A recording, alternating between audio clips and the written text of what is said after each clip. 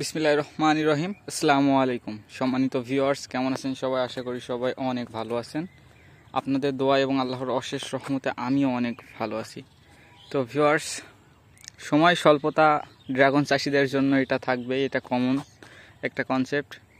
তো আপনাদের মাঝে ভিডিও দেওয়ার জন্য চলে আসছি। তো অনেক দিন যেহেতু ভিডিও দেইনি, তো কোন টপিকে ভিডিও দিব বা বাগানের বর্তমান অবস্থা দেখতে পারছেন, কোনো সমস্যা নাই।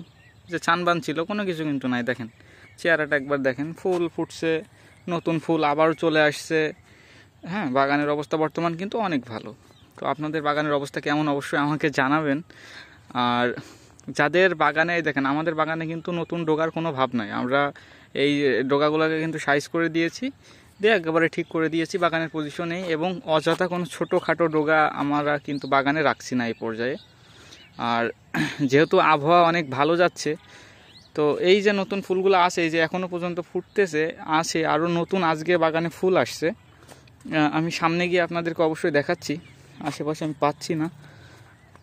আসছে বাগানে ফুল আসছে, আমারে বললো, আমি এই জন্য বাগানে আসছি আর কি। তো বাগানে যারা ছত্রাকনাশক নিয়মিত স্প্রে করেন না, হ্যাঁ, বা অনেকে অনেক রকম মতামত দেন, তো আমাদের বাগানে কিন্তু প্রচুর পরিমাণে সানবার্ন লেগেছিল। এই ভিডিওটা শুধুমাত্র তাদের জন্য দেখেন। আমাদের বাগানে কিন্তু কোনো প্রকারে সানবার্ন নাই। হ্যাঁ, ভালো করে দেখে নেন আপনারা, কোনো প্রকারে কিন্তু সানবার্ন নাই, একটা পচা নাই, কিচ্ছু নাই। হ্যাঁ, আর বাগানে কিন্তু নতুন কিন্তু ফুল চলে আসছে। এই যে এটা হচ্ছে রেড ভেলভেট জাতের ড্রাগন গাছে। এটা হচ্ছে আপনার সিজনালি বলা যায়, তবে এই সিজনটাও আমার মনে হচ্ছে যে পরিপূর্ণভাবে আসবে না। মানে এত তাড়াতাড়ি চলে আসছে, এত তাড়াতাড়ি আসার কথা না। যদি বৈশাখ মাসের 15 অথবা এপ্রিলের 25-30-এর দিকে আসতো, তাহলে এটা পরিপূর্ণ একটা ধরন আসতো। তো যেহেতু আজকে আসছে, কালকে দেখি কতটুকু আসলে আপনাদেরকে আমি ডিক্লেয়ার করে দিব।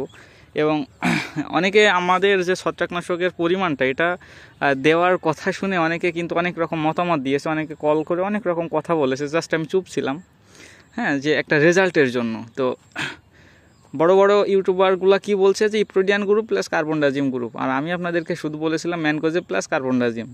তো এই যে ডোগাগুলো দেখতে পাচ্ছেন, এটা কিন্তু প্রচুর পরিমাণে রাস্ট হয়েছিল। দেখেন ডোগাটা কি কোনো প্রকারে পছন্দ লেগেছে? কোথাও কিছু হয়েছে? কিচ্ছু হয়নি। কোনো প্রকারে সানবান আছে? মাঝখানে কামরাঙা টাইপের কোনো কিছু জল টল জমেছে? দেখেন কিচ্ছু জমেনি। তো এটা হচ্ছে ভাই ড্রাগন চাষ। এটা হচ্ছে মাথা খাটিয়ে করতে হবে। পরের যুক্তি, একটা ডিলারের যুক্তি নেবেন, এটা হবে না। এই যে দেখেন আপনার এই সাইডে একটা ফুল আসছে, ওই যে, হ্যাঁ, নতুন করে কাটা ফাটতেছে। সকালের দিকে ফেটেছে কাটা, এগুলো মনে হয়। তো আপনাদের যাদের বর্তমানে ড্রাগন বাগান রয়েছে, আর আমি উপরে শেড দেওয়া নিয়ে একটা ভিডিও দিতে চেয়েছিলাম। তো এই যে আবহাওয়া এখন অনেক নর্মাল, তো এই কারণে আমি তার বাগানে যেতে পারছি না, বা সেই সময়টুকু আমি বার করতে পারছি না যে আপনাদের জন্য যে একটা ভিডিও দিব, হয়ে উঠতেছে না, বুঝতে পারছেন? আর উপরে শেড দেওয়ার প্রয়োজন আমার মনে হয় না পড়বে, কারণ এপ্রিল মাস যদি আপনার 20-25 তারিখ পর্যন্ত ভালো যায়, তাহলে মে মাসে গিয়ে ওই যে রোদগুলা পড়বে, আশা করি হচ্ছে 40 ডিগ্রির ভিতরে থাকবে, আশা করি বাইরে যাবে না। ঠিক আছে? আর বাগানে আমি বলেছিলাম আপনাদেরকে আমি ঘাস রাখবো, তো আমরা কিন্তু কোনো প্রকারে বাগানে আর ঘাস টাস রাখছি না, কারণ তাপমাত্রা যেহেতু নিয়ন্ত্রণে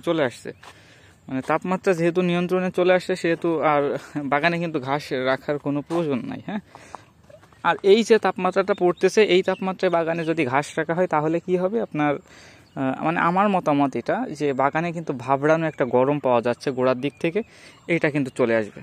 ওকে, তো যাদের বাগান রয়েছে, যাদের ফুল এসেছে অনেক, তারা তো বেরিয়ে যাবে এই বছরে, আর যাদের আসেনি জানি না কি হবে।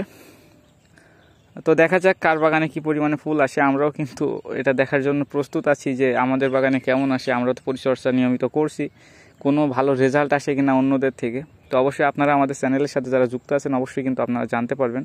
তো এই ছিল আজকে ড্রাগন বাগানের কিছু মুহূর্ত। আর আরেকটা কথা, উপরে যারা এই যে নেট দিবেন, আমাদের কিন্তু আর বছরে নেট নষ্ট হয়ে গেছে, যে ঝড় টড় গেছে, এখানে কিন্তু নেট কিন্তু টেকেনি। তো এই নেট যারা দিবেন, আমি তাদের উদ্দেশ্যে বলি, এখনও পর্যন্ত কিন্তু আপনার বাগানে নেট আছে আপনার 500 টাকা কেজির ভিতরে আছে। কুমিল্লার নেটটা বিঘা প্রতি আপনার মনে হয় 18 কেজি করে লাগতেছে। আপনারা কিন্তু এখনই কিনে রেখে দেন, না হলে এবছরে আপনার এত পরিমাণে ড্রাগন করছে মানুষ এর আগের বার। তো এই বাগানগুলোতে আপনার যে পরিমাণে নেট দিবে, আপনারা কিন্তু কোনো প্রকারের নেট পাবেন না। ওকে, এইটা সবাই মাথায় রাখবেন। আল্লাহ হাফেজ।